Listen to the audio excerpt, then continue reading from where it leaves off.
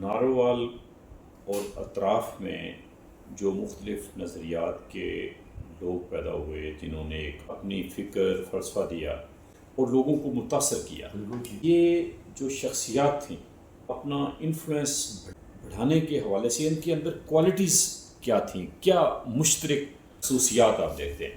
آج سے 100 سال پیچھے جانا پڑے گا آپ کو. اس وقت کے جو کمیونیکیشن کے ذرائع تھے ان کو دیکھنا پڑے گا. ان کے پھر یہ حکومتی اثرات جو ہے نا یہ ہمیشہ سے ریلیونٹ رہے ہیں. کون سرکار کس کو کہاں پروموٹ کرنا چاہتی ہے، یہ چیزیں اگنور نہیں ہم کر سکتے. اسٹیبلشمنٹ کا رول ہمیشہ سے رہا ہے اور وہ کسی طور پہ اپنے اپنے زمانے کے حساب سے اس کو استعمال کیا جاتا ہے، یہ کرتے رہے. میرا خیال ہے کہ یہ وہی نارمل طریقے تھے. کچھ خاص مطلب لکھنے پڑھنے کا تھا. مثال کے طور پر یہ علی پور سیداں وہ وہاں سے رسائل نکلتے تھے اور وہ لوگوں میں تقسیم ہوتے تھے. میں نے بھی پڑھے ہوئے. اس میں مختلف پیر صاحبان کی کرامات لکھی ہوتی تھی کہ جی انہوں نے فلاں کرامت کی اور یہ ہوا. ان میں سے مجھے ابھی تک یاد ہے کہ جی ایک دفعہ پیر صاحب جو ہیں وہ امرتسر سے دلی سے آ رہے تھے، تو امرتسر ریلوے اسٹیشن پر سے انہوں نے ٹرین بدلی کیونکہ لاہور جانے کا تو کوئی فائدہ نہیں تھا. تو امرتسر سے ناروال سے ہی آنا تھا علی پور سیداں.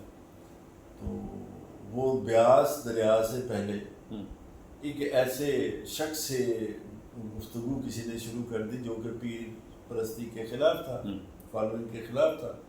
تو اتنی دیر میں وہ پیر صاحب کو بھی احساس ہوا کہ یہ آدمی کچھ اور باتیں کر رہا ہے. تو انہوں نے اپنے کسی مجاور سے کہا کہ یہ پانی لے کے آؤ. اب اس وقت بڑی اسپیڈ کے ساتھ راوی کے پل کے اوپر سے ٹرین چل رہی تھی. تو وہ بندہ بے دھڑک ہو کے نیچے گیا، لوٹا بھر کے اوپر آیا تو دیکھا تو ٹرین پھر ویسے چل رہی. تو یہ بھی اس میں نے پڑھا ہوا ہے. اچھا، یہ پیر جماعت علی شاہ صاحب کی جماعت علی شاہ صاحب. اور اسی طرح ایک اور پڑھا کہ جناب اب نام بھول گئے ہیں وہ جو سالوں کے، تو وہ جناب پیر صاحب سے ہو کے گیا. کوئی آیا آدمی، اس نے کہا جی دعا کریں میرے لیے اولاد ہو جائے. اولاد ہو گئی تو نہ وہ پہلے دوسرے پیر صاحب کے پاس گیا.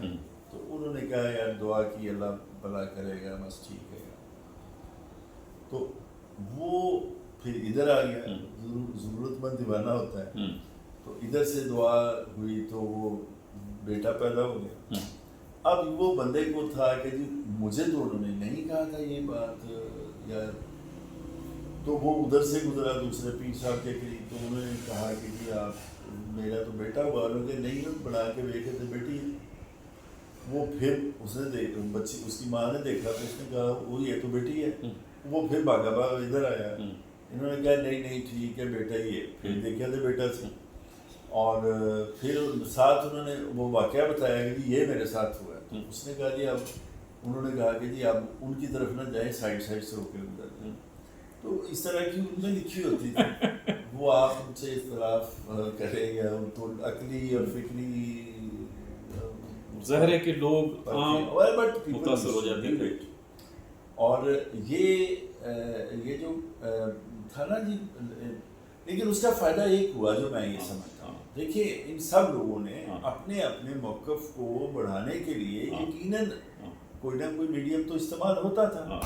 جلسہ ہوتا ہوگا کوئی آگے. اس سے انسانی فکر جو ہے نا وہ ضرور سے ڈیولپ ہوتی ہے کہ آپ مجھے ایک نظریہ بتا رہے ہیں، میں دوسرا سن رہا ہوں، تیسرا وہ بتا رہے ہیں.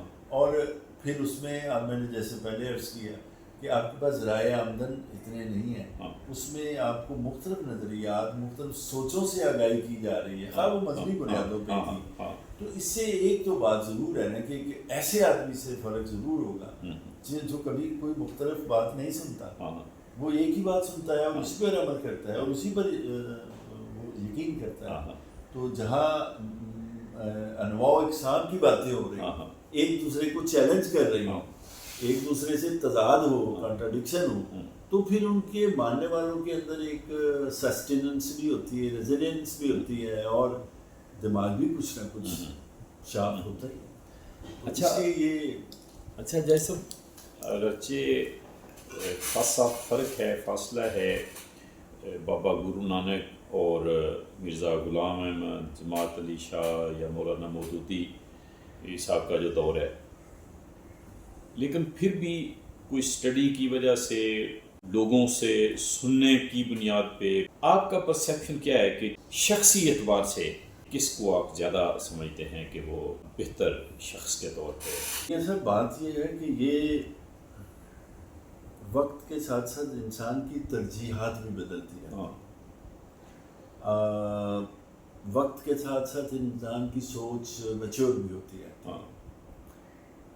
میں خود حیران ہوں اپنے اوپر کہ میرا جو فیملی بیک گراؤنڈ ہے، اگرچہ اس میں ایجوکیشن موجود تھی اور وہ بھی روایتی کے لیے انداز تھا ان کا بھی، لیکن پتہ نہیں کیوں مجھے ساری زندگی ایک چیلنجنگ سا میرا وہ فطری طور پہ ہے کہ آپ نے کوئی بات کی تو میں سوچوں گا کہ چلے ٹھیک ہے، ان کا ایک نظریہ ہے، مجھے بھی کوئی میرا کچھ اور بھی ہو سکتا ہے. اور میں یہ آپ کہہ سکتے ہیں کہ میں ان میں سے جتنے بھی لوگوں کا ذکر آپ نے کیا ان کی ایک کوالٹی کو تو میں مانتا ہوں. اچھا کہ یار ان سب میں ایک کوالٹی تھی کوئی نہ کوئی. اب میں اس کی ایک مثال دیتا ہوں. آپ اس بات پہ ہم سب کا اتفاق ہے کہ نبی کریم صلی اللہ علیہ وسلم نے دعا کی کہ یا اللہ یا مجھے حضرت عمر دے دے یا مجھے دے دے. عمر بن حشام، اور دونوں کا نام.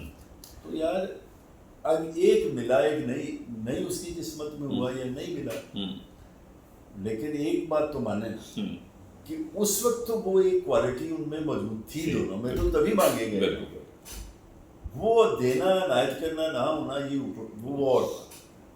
تو اسی طرح میں ان سب لوگوں کا یہ سمجھا ان کے اندر کچھ کوالٹی تو تھی جو جنہوں نے لوگوں کو متاثر کیا. اب میرا اور آپ کا کام ہے یا اور لوگوں کا بھی کام ہے کہ اس کو پرکھے، اس پہ غور کرے کہ یار یہ بات ٹھیک ہے یا غلط ہے. لیکن متاثر تو انہوں نے کیا. ان میں اب ہزاروں لوگ اس خطے میں کیا دنیا میں پھرتے ہیں، کتنے لوگ متاثر کرتے ہیں. اور پھر وہ لوگ جو ہزاروں کو متاثر کریں، لاکھوں کو متاثر کریں، it means they have some quality. اور وہ اس کو تو ماننا پڑے گا. اب دیکھیں نا گرو نانک تھے تو انہوں نے یار کتنے لوگوں کو متاثر کیا. ابھی شاید ان کی آبادی کو بہت زیادہ نہیں ہے سکھوں کی، 2.5% تھی شاید انڈیا میں، بہت معمولی وہ تھا. باقی دنیا میں ڈائسپورا وغیرہ پر، لیکن دے بلیو ان اٹ کہ بھئی یہ بات اپنے طور پر ٹھیک ہے. اسی طرح باقی وہ جو بھی پروپوننٹ کسی چیز کا ہوتا ہے اس کے اندر کچھ کوالٹی تو ہوتی ہے. آپ انکار کریں یا آپ اختلاف کریں وہ آپ کا حق ہے. اور یہ بات میاں صاحب میں یہ عرض کر دوں، جس سوسائٹی کے اندر کھلا سوچنے کی اجازت نہیں ہوگی وہ دنیا میں کبھی ترقی نہیں کر سکتی. بہت خوب. کبھی ترقی نہیں کر سکتی.